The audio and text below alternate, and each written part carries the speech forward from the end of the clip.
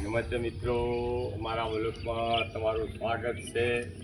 તો પધારો અને જો અમારો બ્લોગ તો જય શ્રી. નમસ્તે મિત્રો, આ ગૌ માતાઓ જઈ રહી છે અને અમારા ગામમાં પણ પ્રદર્શન ખૂબ સરસ અને સુંદર છે. તો તમે જોઈ રહ્યા છો મિત્રો, ને હું તમને બતાવી રહ્યો છું ગામ મોટી પીપળી. તો જય સિયારામ. નમસ્તે મિત્રો, અમે ગામ જવા નીકળ્યા છીએ અને જવું છે દહીસર ગામ. તો હાઈવે આવી ગયા છીએ, તો આ રિક્ષામાં બેસીએ એટલી વાર છે મિત્રો. તો અમે પણ આ રિક્ષામાં બેસી રહ્યા છીએ. ક્યાં જગ્યા છે ભાઈ?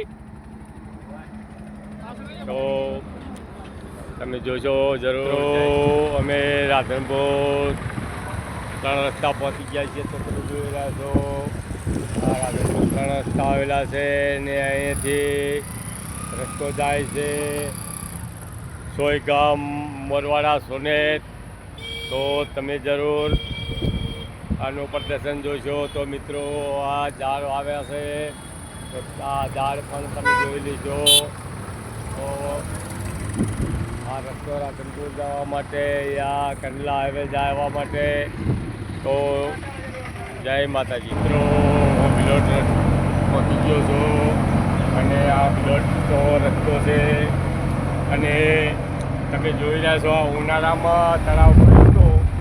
આ બિલોટનો તળાવ ઉનાળામાં ભર્યો હતો અને અત્યારે તમે જુઓ પાણી નાખી દીધું ભગવાને. તો ના ભર્યો હતું આ તળાવ ઉનાળામાં પૂરું ભર્યું હતું અને આ ભગવાન ભરજો એટલે સલકાઈ ગયું અને આ આજુબાજુના ગામડાને પાણી આપવા ના દેતા. તો આવીને અત્યારે બપોરનો ટાઈમ થઈ ગયો છે. તો અમારે શાળાના દીકરાના ઘરે, મેવાજીના ઘરે અત્યારે ચા પીવા બેસી ગયા છીએ. તો તમે જોશો મિત્રો, ખેતરોમાં આવ્યા છીએ હો ભાઈ, એમ ના માનતા કે ઘર છે. જુઓ તો આ ખેતર છે અને ખેતરે આવીને ચા પીએ છીએ. મિત્રો